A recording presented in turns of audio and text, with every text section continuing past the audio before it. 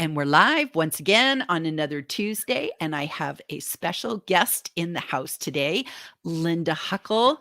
LinkedIn Linda is your handle, your LinkedIn handle. I love it. Yeah. And today we're talking about avoiding the muddy puddles of LinkedIn. So, Linda, just for a second, can we back up and you can explain who you are and what you do, just for anybody that doesn't know you today? Sure. Okay. Well, first of all, thank you, Gillian, for inviting me to today's session. So yes, I'm Linda Huckle, and people do call me LinkedIn Linda, and that name was given to me by one of my colleagues actually in a networking event. How many years ago? 7, 8 years ago. I walked through the door and she said, "Oh, it's LinkedIn Linda," and the name has just sort of stuck. So that's where the name comes from, and people often like to know that.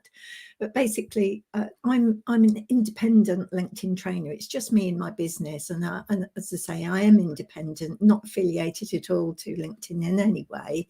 But I work with small businesses and business owners and charities and schools to help them to use LinkedIn in an ethical way, and that is really what I do like people to do, because if you're not ethical, then you're gaming it, and you're not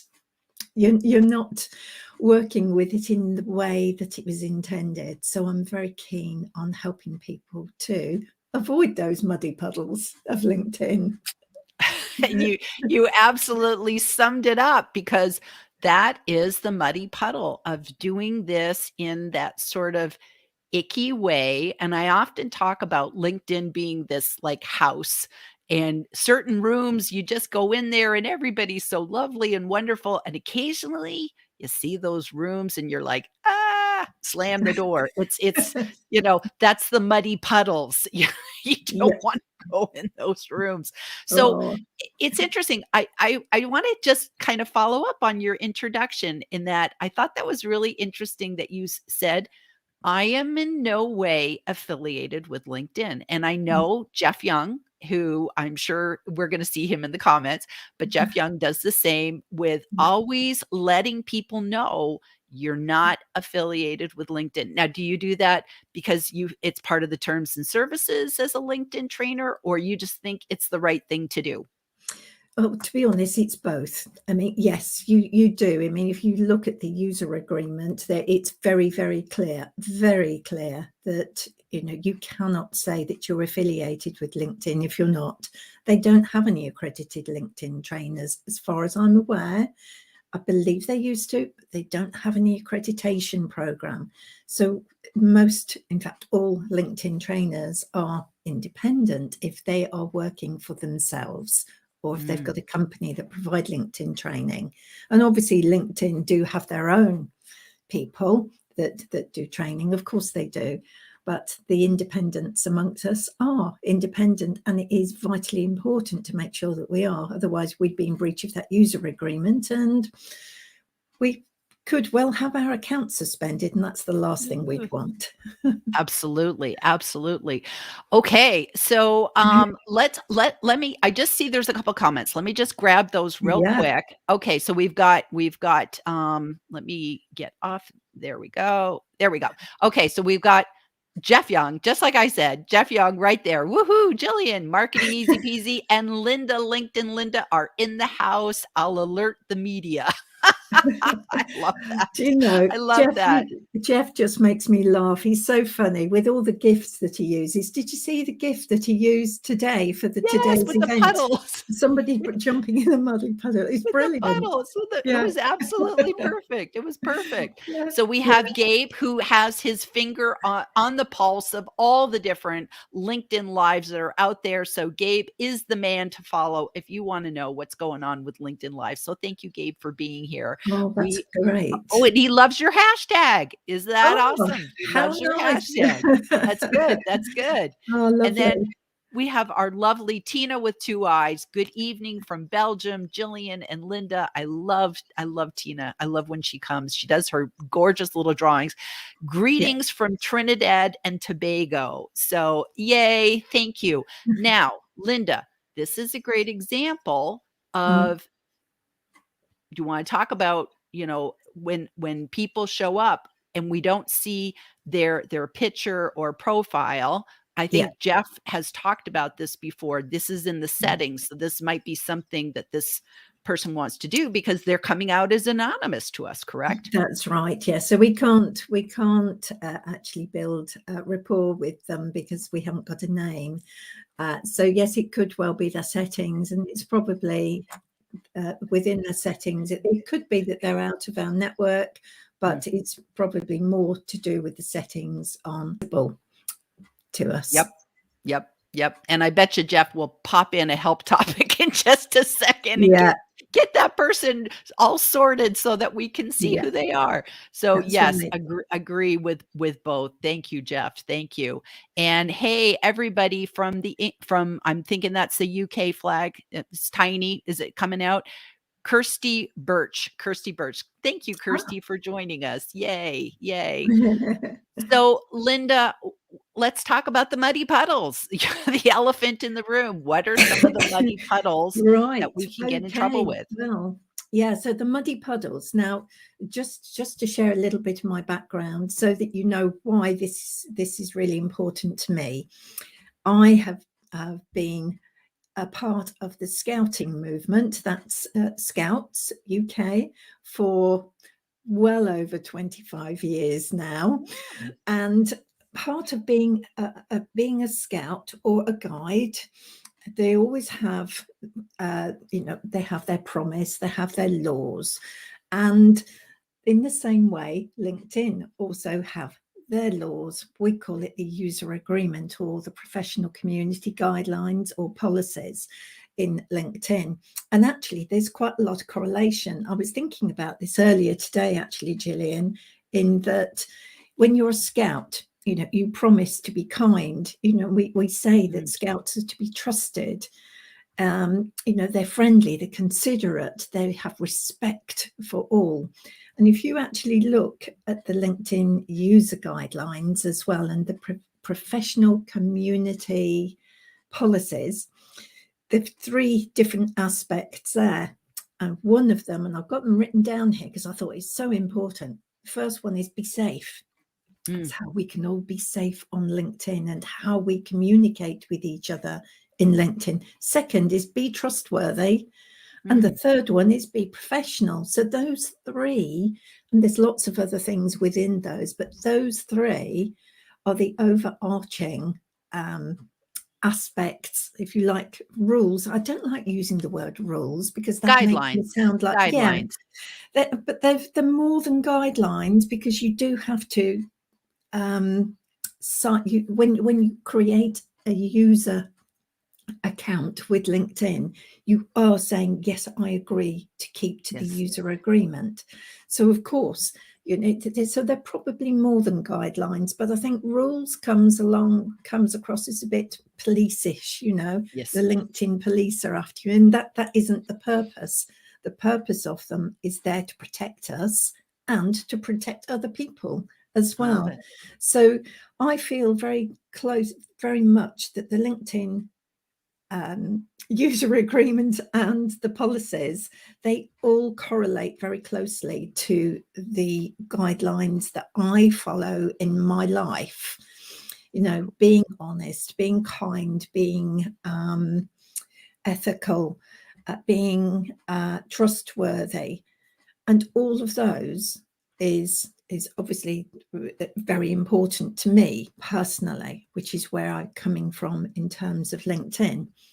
Now, what I would say in terms of the muddy puddles, there's lots of muddy puddles that people fall into and don't realize that they are falling into them, because the way that LinkedIn are wording things and the way that you can't always find the user agreement, you have to dig a bit to find it. So this is the muddy puddles. Now, the big one for me is we're not supposed to use anything other than our own name on our LinkedIn user account, which is fine. And, of course we won't. But my account is in my personal name. Right. Now, I've come across a lot of people who don't realize that a LinkedIn account is their personal name. They often think it's okay to have a LinkedIn account in a business name. And actually it isn't. That's what the company pages are for. But they don't realize, but equally, they don't realize that if you're having a personal account in a business name, then LinkedIn can close your account. Wow. They can suspend you, and you will get something from them, and they will say you need this isn't permitted. And unfortunately, I had some poor chap who had built his personal profile, but he'd got it in the name of his business. He had 4,500 connections, and he wasn't able to reclaim his personal profile. He didn't understand what the difference was between the two. So the number one big thing for me is, if you are creating a LinkedIn profile, it needs to be in your own personal name, not in a business name. So that was a really so important to get out to people, that you just can't do that. Wow. And you just don't even know until one day, all of a sudden, boom, you're gone. And you don't Exactly. have a leg to stand on, because if they go No. back and say, well, it's in the user agreement and you Yep. clicked that you Yep. agreed. So don't be clicking, not Yep. paying attention to the Exactly. details. Yeah, exactly. And I feel it's, for me, when I see people who've got an account in that name, I will actually send them a direct message, and I will actually let them know that they're breaking the user agreement. And sometimes I get some, shall we say, some upset people who come back to me and say, who do you think you are? Trying to be a kind Police. person. I'm just trying to inform and educate, because I think it's important, especially if I see somebody who's doing it. I do need to let them know that they are in danger of being suspended and eventually shut down. So, I mean, this guy, it was I think it has his own profile in that business name for around about 3.5 years. Wow. But obviously they did find him. That's interesting. Yeah. And it's interesting. I had like 3 accounts or 2 accounts once. And one of them was, I did a LinkedIn, this is like years and years ago. And I started LinkedIn with my real name. So I was good to go. But then I wanted to have like LinkedIn associated with my blog. I was like blogging at the time. And Yeah. so I made one under the name of my blog, which at the time was called The Homeschool Tech Mom. And all of a sudden it just like wiped out. So I suppose that it's because it was against user agreement. And so they just Yeah. wiped it out. Yeah. And so, luckily it's like years ago, didn't matter, but I never understood, why did it disappear? But it probably, somebody said, and I called it The Homeschool Tech Mom. And it was just, and I was like finagling, like putting my last name was Tech Mom. The Homeschool was my first name, like I really worked hard to make this happen, not realizing, what I was doing. Yeah. And so that was just kind of interesting. And then eventually I ended up having, 2 links. So that one disappeared. And then I ended up, one day I searched for myself, and I found there was 2 Jillian Whitneys. So I actually worked with LinkedIn to have them had the other one eliminated. And that was Yeah. like something I Yeah. didn't even realize, that I had 2 accounts. So we can Yeah. get into very tricky Yeah. things totally unintentionally. Absolutely. Yeah. Yeah, absolutely. And I think Obviously, people can merge their duplicate accounts if they wanted to, or they could close one of their duplicate accounts as well. And it's quite easy to do that, but you've got to know your passwords. But if not, then yes, LinkedIn Help will help you. And actually, they are pretty helpful. And I've been quite impressed by how they've helped people who have jumped in that muddy puddle and got stuck. And they will help them out. So they're not bad, really, as long as you are complying with the rules and you're not trying to game anything. Then Right. they're pretty good. They are pretty good. So, go ahead. I was just going to go on and say actually that something else about this, and it's something that I was talking about last week to a colleague, in fact to a group of colleagues. We were talking about the LinkedIn settings, and another little muddy puddle, actually it could be a major muddy puddle, is sometimes if you're working for a company, for an organization, and you set up your LinkedIn account and you've got your email address, your work email address as your LinkedIn account, and then you leave, and then you've forgotten your password, and so you can't get back your LinkedIn account. You can't sign in again because if you've forgotten your password, and if there's only one email address, which happens to be the work email that you've left, you're not going to be able to get that back. So I was going to say this is another pretty major muddy puddle, really. Is the best way to do this is to make sure that you've got at least one other email address listed in your settings, so you can log in with your personal email as well as with your work email, and have a phone number listed as well to help you retrieve your account should you need to do so, because that's what LinkedIn will need. Wow, that's a great tip. Now, do they have to be visible? Like if you put your email, if you put 2 email addresses in your phone number, can Yeah. it be visible to LinkedIn, but not necessarily visible to your connections? Absolutely, yes. So you can make sure that the phone number can be hidden completely and only used should you need to recover your account as a backup.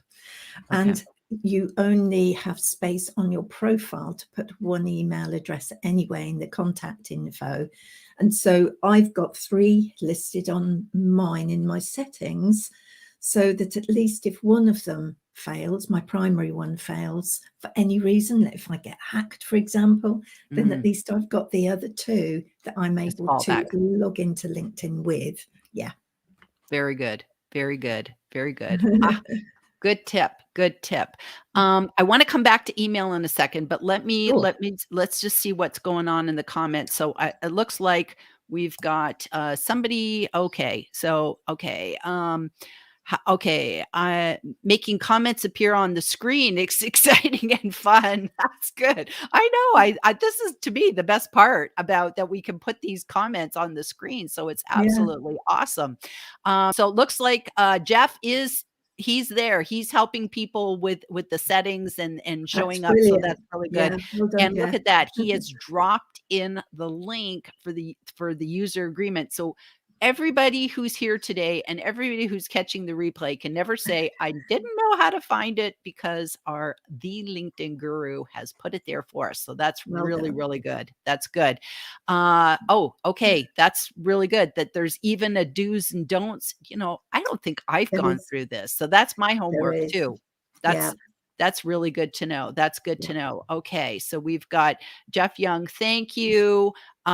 Great tip, Linda. I always suggest that people set up the 2 emails, one for work, one for personal, so they never lose access to their account. And that would be the same even if you're like a nonprofit, or it doesn't matter what kind of company that you're affiliated with, that it's you can still have a personal Yeah. one and the one. Yes, because remember your personal profile is about you. It is your personal profile. It's not aligned. The company Yep. don't own it. You own it. And so yes, you can. Whoever you are, whether or not you're employed, you're self-employed, whether or not you work in a charity, whatever, or volunteer, then yes, you have the ability to list more than one email address, and I would encourage people to do so. That's great. And it's interesting too. I did a presentation not too long ago, and everybody had lost the company page because one person was associated with the company page and then they left. Ah, And the email yeah, got shut down, and now nobody knows how to get into the company page. So backup, backup. We all need those backups. absolutely. It's backup. And do you know, you've just hit on another muddy puddle there, Gillian. It's on the company page. Make sure you've got at least more than one admin. Yes. And there are 3 different types of admin now on the company page, but you need to allocate at least 2 super admins, so that if one person leaves, then the other person can at least go into that company page, and he can deal with what needs to be done. And I think it's really important for companies to make sure they've got an exit strategy in place, an exit policy for people, so that when somebody does leave, they've got this little thing that all of the activities they need to do, including if they are admin of that company page, then whoever else is in there needs to take them out straight away. Yep. Yeah. And, you think about what if it's a bad parting? There's one thing Yes. of an employee leaving because they choose to move on, but what if it's not a mutual thing? It's like, and you're Exactly. leaving your social media account, with that person. So Yeah. that could be very, Yeah. very bad. Okay. Indeed. Yeah. Let's see. Oh, we got John in the house, joining you late. Good to see you both in action. And I agree about the backup email idea. That's so Thanks, good. John. That's good. Good vote of support from the man, Mr. Asperian. Now, so here's my question about email, Linda. I have my email address on my contact information. Do you Yeah. think is this part of like maybe this isn't policy, but this is bad etiquette? Sometimes people just put me on their email list, and I didn't sign up. They just took my name and stuck me on their Yeah. list. So Yeah. is that a muddy puddle in your opinion? Oh, definitely. It's more than the muddy puddle. That's like getting stuck, isn't it, really? But yes, it is extremely bad practice to take any data, any personal data from LinkedIn, and to then spam people basically with email. So it's not the right way to do it at all. And we know that there are companies out there. We know that there's this data scraping that goes on. But as business owners, we want people to contact us. Yeah. We anybody in business, and people themselves, we want people to be able to get in touch with us. So my recommendation is for people in business who are running their own businesses is have an email address which is fairly bland. So mine's info at. So it's not a personal one, it's info at. And also for people who are perhaps employed, is maybe have an email address listed that is just used for LinkedIn. So you can get, maybe a Gmail address or something, but it's just used for LinkedIn and LinkedIn alone. And then that way you will know where all of this rubbish is coming from. But no, it is bad practice. And of course, LinkedIn cannot control what people do with email. Of course they can't. But it is, for me, the best approach is to connect, to message, ask permission to send anything by email. And if you ask permission, then the person has then got the choice, haven't they? They can say, yes, please, that's fine. Or actually, no, I'd prefer you didn't. And that's fine. But you would never, ever, ever send email to anybody in that way. It's really poor etiquette. And it's funny, I know, somebody, I'm forgetting who told me this, but somebody said, "Kinda be on LinkedIn the way you would be in person, that if you met somebody at a mixer and you introduced yourself, you wouldn't stick a PDF in my hand and say, 'Here's all No. my stuff, every brochure, everything.'" And I've had people do that where I've connected with them and they're just sending me stuff and Yeah, ask permission. yeah, It's permission-based marketing. Ask it me is. permission. I might wanna read your Absolutely. PDF. Yeah. Do you know, a really good book for people who are wanting to know more about that is Seth Godin wrote a book called Permission-Based Marketing. It's Love absolutely him. brilliant. And his advice is fantastic. I mean, it's not a new book, it's been out for a long, long time, but the advice in it is absolutely spot on. But I get where you're coming from, because sending people PDFs or links within a LinkedIn message is really not the best approach either. Always ask permission, and Yep. never ever click a link if you receive that you haven't, that you're not expecting, shall we say, because who knows? It could be dodgy. There you go. Absolutely. That's my key word, dodgy. Dodgy. It's a great word, and it's nice to know that LinkedIn is trying to scan some of that stuff. So that's always a good thing, that I think if you put a link in, things are being scanned, so that's good to know. So Yeah. Tina has a comment. If you are a job seeker, it's a good idea to have your contacts visible to your first degree connections at least. That's probably a great tip too. Yes. Totally. Very, very good. Totally Very, agree. very good. Yeah. Okay, and we have Varsha comes in from India. She stays up late to join us, and she says, "I'm here at 11 o'clock. I couldn't resist seeing you. Thank you so much that she popped into our puddles, so to speak." So let's talk about, what's the biggest puddle? Is it pods? Like, what's the worst puddle that you think of, Linda? Um, I think pods, yes, is definitely something that people need to be aware of. That they are completely. It violates the LinkedIn user agreement. In fact, I can tell you which one. It's 8.2 on the You're like a don'ts. lawyer. Yeah, That's great. 8.2. That's sort of ingrained in my head. But pods are basically intended. The reason people are in pods is because they're intended really to increase visibility within a certain time period after people post. And people join these pods, and then each of them will all add a comment. Because again, it's sometimes it's intentional. Sometimes people they're not aware, that you shouldn't really be using it in this way. But for people whose pods are intentional, they're doing this so that they can boost each other's posts. That's completely violating that user agreement, because it's inauthentic, completely inauthentic, and it's also, trying to think of the right way to say here, it hacks the algorithms. It's like So gaming the your system. algorithm gaming, yeah, and that's really not the best way to be using LinkedIn. And very often it's going to damage your credibility and your reputation as well. So we've got to think about that all of the time. Is this sort of behavior going to damage our reputation? And that, being part of a pod, definitely does. And Definitely does. and it's funny, I can kinda see now, like, who's participating, but you can just generally, if I see a post and it has tons of comments, but they're all, "Great job. Yes. Yes.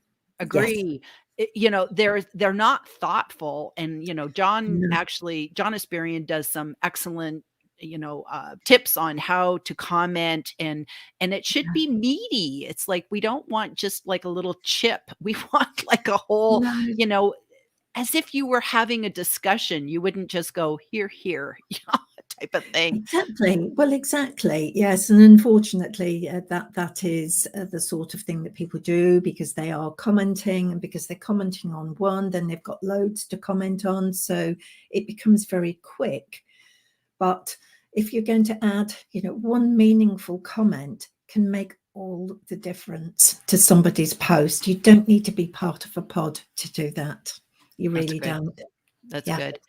Now, so when you're working with somebody, do you, if they're doing something that is unethical or whatever, do you just try and educate them, or would you just Yeah. stray away from them? What's sort of your own personal, how do you Yeah. deal with that? I always go for the educational first. Good. But obviously there are some people out there, it doesn't matter how much education you give them, they will always do their own thing. So for those, then I will just keep away, stay away. I will, if I see any behavior that I feel really does contravene the user agreements, then I will report them. But I will always try to educate first, always. That's great. That's great. That's great. I mean, it's not my job to sit here and go through LinkedIn and say, oh no, that's ethical, that isn't ethical. But sometimes I do see it, and particularly if I receive direct messages, as we were talking about, then I will let them know. I usually send them a little guideline document that I have, and asking them their permission first, of course. But that's usually what I do, just to alert them that it really isn't best practice. And actually, I've had some really nice responses from people saying, I just wasn't aware of it. Yes. Because people aren't. People are just not aware. LinkedIn is such a huge platform. And if you go through that user agreement and go through those community policies, there's a huge amount in there. But of course, they updated it. I think it was in August 2020, just over a year ago, they updated the user agreement. And one of the biggest things that became clear is that there are people out there who are sharing passwords, like people who are doing social media content for other people. And they've been sharing their LinkedIn passwords, which of course we're not allowed to do either.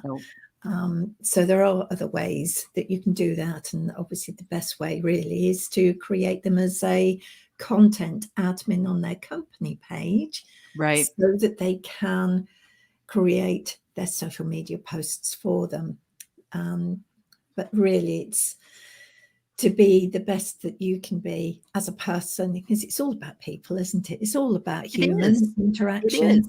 It We is. need to be on there ourselves and manage our own personal thing. We don't need to create huge amounts of content.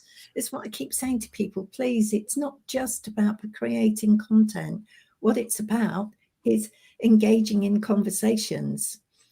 That's what it's really about. So we don't necessarily always have to be creating content of our own. And I know there's a lot of people out there going to disagree with me on that particular point, but I think it's actually the reverse. I think that, like, I think, John, you'll have to correct me in the comments if I'm wrong, but I think John used to say 5 to 1, for every one post you create, you should be doing 5 comments on, other people's posts and lifting other people up. And I think with the latest Richard Vanderblom study, that's right, with the algorithm, I think he was recommending 10 to 1. So I think that there is now becoming this idea that it's like, it's not all about look at me, post every day. And it's really, it's those relationship building on other people's posts. That's important. Absolutely. It really is. Now I saw, what's his name? The chap, one of the people who is part of Shield Analytics tool, the Shield tool, which looks at your analytics. One of them did a post today. I wish I could remember his name.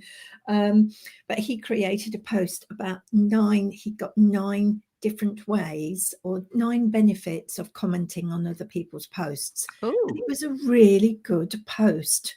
Really good post. If anybody's seen it, do pop the link in the chat, because I thought it was excellent.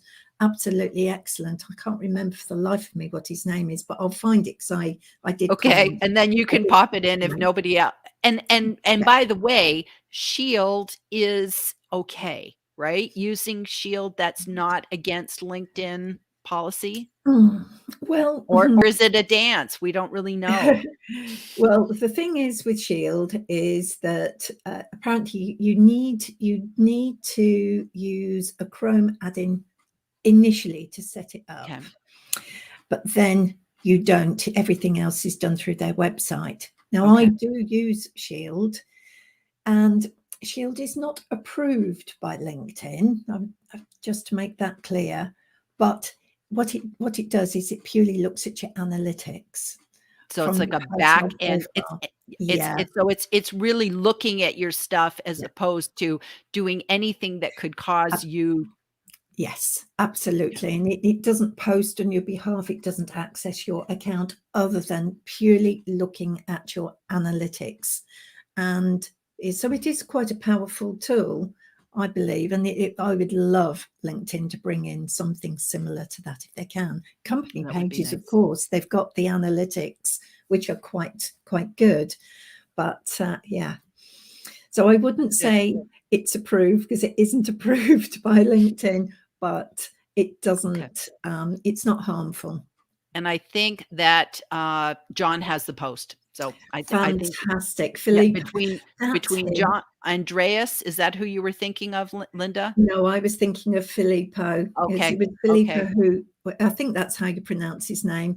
But anyway, I'll have to look at his name pronunciation on his profile, shan't I? Which is a good thing. It's good. Yeah. I love that. I love that because again, it's part of, learning how to say somebody's name. I like to be Jillian because that's my name. All my British friends get it right. All my friends in Yes. the UK, it's everybody else that has trouble with it. But those kind of things are very, very important. So thank you both to John and Jeff for Thanks. popping those into the comments for us. So we should wrap up, Linda. We're past the 30-minute mark. So is there any kind of final words you'd like to leave us with before we say goodbye? The only thing I think I would leave you all with is do read that user agreement. Have a look at it, find it, read it through, make sure that you're quite happy with your presence and what it is that you're doing on LinkedIn.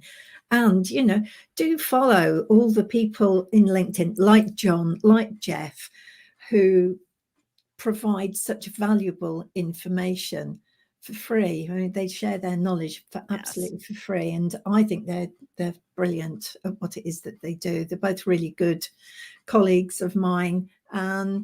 So yeah, that's what I would do. Follows the good people, and you won't go far wrong.